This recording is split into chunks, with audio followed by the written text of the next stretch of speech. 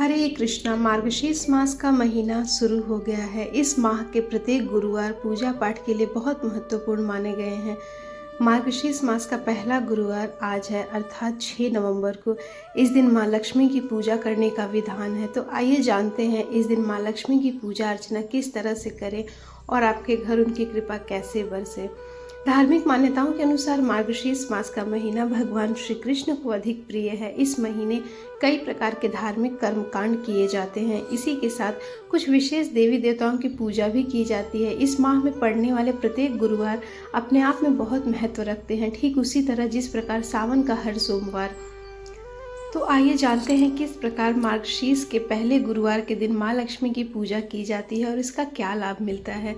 मार्गशीर्ष मास का शुभ फल पाने के लिए प्रत्येक गुरुवार माँ लक्ष्मी की पूजा करना चाहिए। जितना महत्व इस माह भगवान विष्णु की पूजा का है, उतना ही महत्व उनके प्रिय लक्ष्मी जी की पूजा करने का भी होता है। माना जाता है कि जो भी मार्गशीर्ष मास के गुरुवार को माँ लक्ष्मी का व्रत रखते हैं, उसके जीवन में माँ लक्ष्मी की कृपा बरसती है। उसके घर में धन के भंडार माँ लक्ष्मी की कृपा से भर जाते हैं। इस दिन चावल के लेप से रंगोली बनाई जाती है और घर की महिलाएं इस लेप से माँ लक्ष्मी का स्वागत करती हैं। यदि माँ लक्ष्मी को मार्गशीर्ष माह में आपने अपनी भक्ति से प्रसन्न कर लिया, तो माना जाता है कि ऐसे लोगों पर कभी गरीबी का साया नहीं मंडराता और महालक्ष्मी का अखंड आशीर्वाद सदैव के लिए उस भक्त पर बना रहता है। इसी के साथ इस महीने तुलसी के पेड़ के पास रोज शाम को सूर्यास्त के बाद घी का दीपक जलाना चाहिए। इससे माँ लक्ष्मी और भगवान विष्णु दोनों ही आशीर्वाद देते हैं। तो आइए अब जानते हैं पूजा का विधि।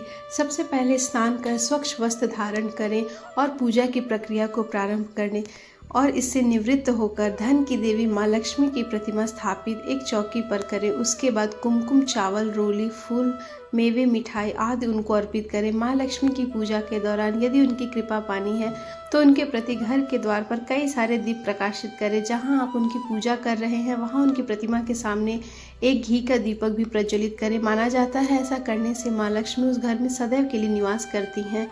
इस दिन एक समय के लिए माँ लक्ष्मी अपने भक्तों के घर में जरूर प्रवेश करती हैं, इसलिए लोग इस दिन चावल के लेप से बनी आकर्षक रंगोलियों के द्वारा घर को सजाते हैं। पहले गुरुवार को चावल के लेप से बनी इस रंगोली में माँ लक्ष्मी के चरण चिन्ह को अवश्य बनाएं। इस दिन माँ लक्ष्मी को आप घर के बनाए हुए पकवान जैसे मालपुआ, खीर और मिष्ठान समेत आदि चीज़ों का भी भोग लगा सकते हैं। पूजा के दौरान माँ लक्ष्मी के निमित्त कलश तैयार करें, जिसमें धान की बालियाँ और आम के पत्ते या अलग अलग फलों के पत्ते आप प्रयोग कर सकते हैं। मार्गशीर्ष के महीने में माँ लक्ष्मी की पूजा के दिन 2 बार विधान है। एक सुबह 5 बजे से पहले, दूसरी शाम को 5 बजे, अर्थात दिन में 2 बार पूजा करने का विधान है। माँ लक्ष्मी की पूजा के दौरान घी के दीपक से उनकी आरती करें, फिर उन्हें मेवे मिष्ठान का भोग लगाएं। आरती के बाद माँ लक्ष्मी को हाथ जोड़कर प्रणाम करें और मार्गशीर्ष मास के गुरुवार व्रत की कथा का जरूर पाठ करें और लक्ष्मी नमनाष्टक का भी पाठ करना आवश्यक होता है। ये इस व्रत को किसी भी महीने के प्रथम गुरुवार से शुरू कर सकते हैं। विधि नियम अनुसार हर गुरुवार को महालक्ष्मी व्रत करें। श्री महालक्ष्मी की व्रत कथा को पढ़ें। लगातार 8 गुरुवार का व्रत पालन करने पर अंतिम गुरुवार को समापन करें। वैसे तो 4 गुरुवार का भी व्रत रखा जाता है, क्योंकि मार्गशीर्ष मास में 4 या 5 गुरुवार आते हैं। यह वर्ष भर भी किया जा सकता है। पूरे वर्ष भर गुरुवार के दिन देवी माँ की प्रतिमा या फोटो के सामने बैठकर व्रत कथा का पाठ भी करें।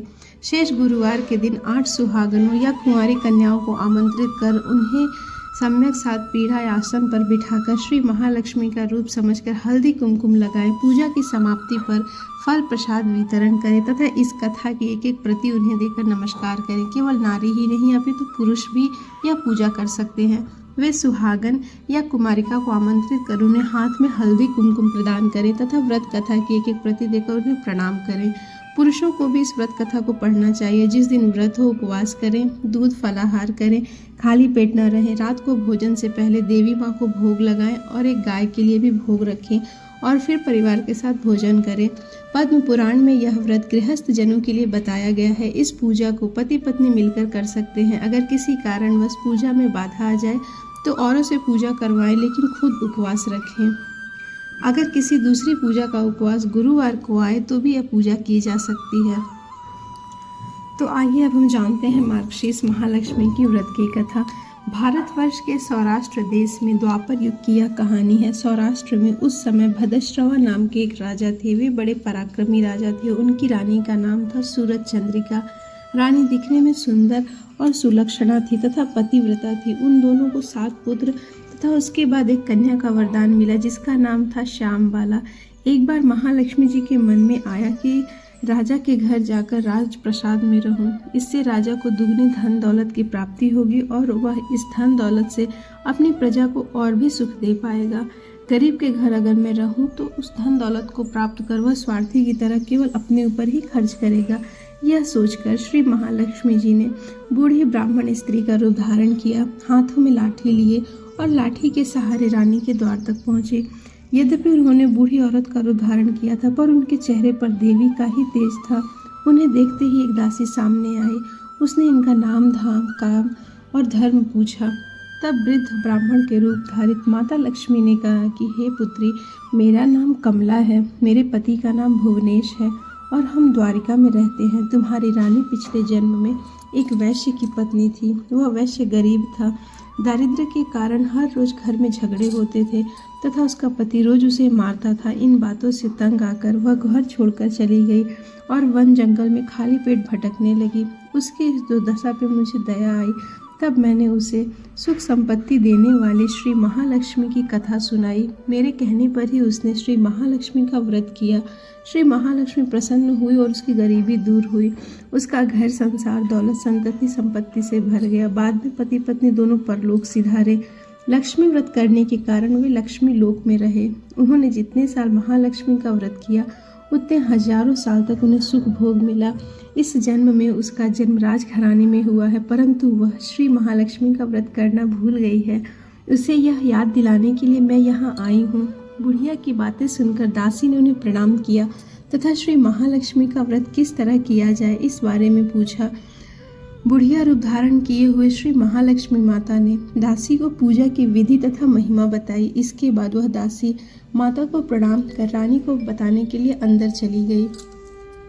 राजवैभव में रहते हुए रानी को अपने ऐश्वर्य का बहुत घमंड हो गया था। संपत्ति तथा अधिकार की वजह से वह उन्मत्त हो गई थी।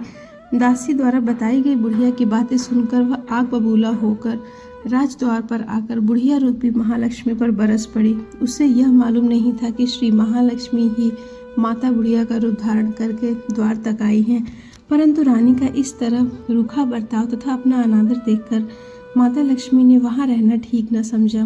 वे वहाँ से चल पड़ी। राह में उन्हें राजकुमारी श्यामबाला मिली।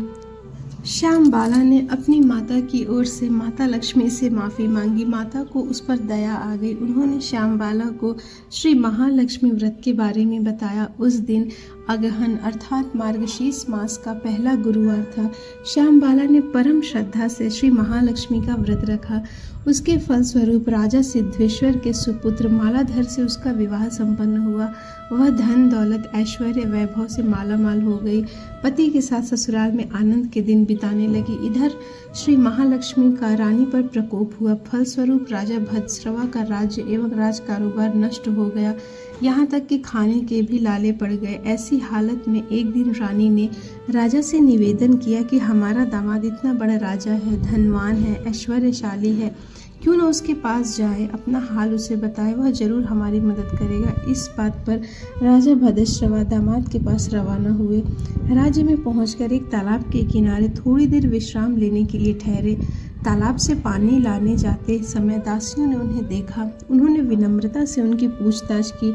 जब उन्हें यह मालूम हुआ कि वे रानी श्यामबाला के पिता हैं तो दौड़ते हुए जाकर उन्होंने रानी को सारी बात बताई। रानी ने दासी के हाथ राज परिधान भेजकर बड़े ठाट बाट से उनका आगमन और स्वागत किया, खान पान करवाया। जब वे लौटने लगे तो सोने की मोहरों से भरा एक घड़ा दिया।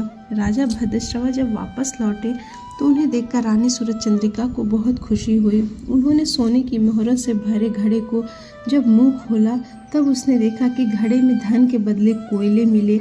यह सब श्री महालक्ष्मी के प्रकोप से हुआ और उसकी दुर्दशा दिन ब दिन और भी खराब हुई। इस बार रानी स्वयं अपनी कन्या के पास गई। वह दिन अगहन मास का अंतिम गुरुवार था। श्यामबाला ने श्री महालक्ष्मी का व्रत किया, पूजा की और अपनी माता से भी व्रत करवाया।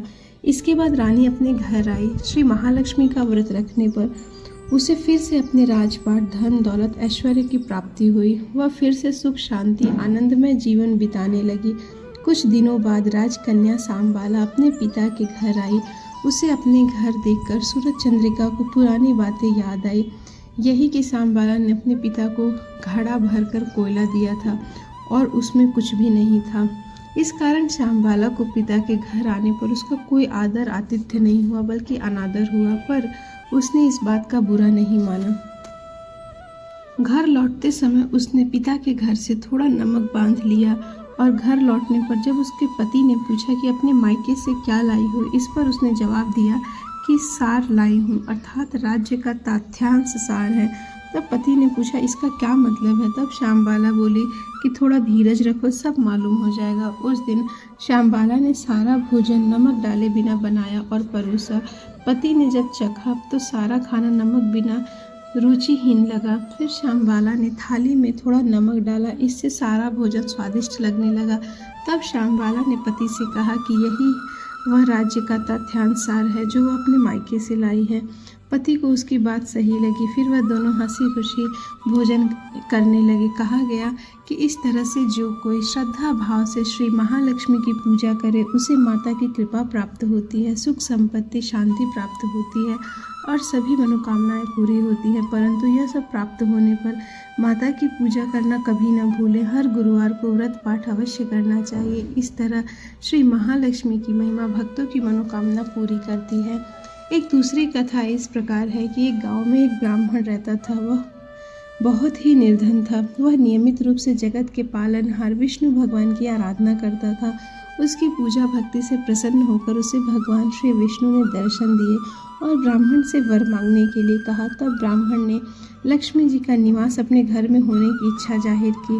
तब श्री विष्णु ने लक्ष्मी जी की प्राप्ति का मार्ग बताया। उन्होंने बताया कि मंदिर के सामने एक स्त्री आती है जो यहाँ आकर उपले थापती है।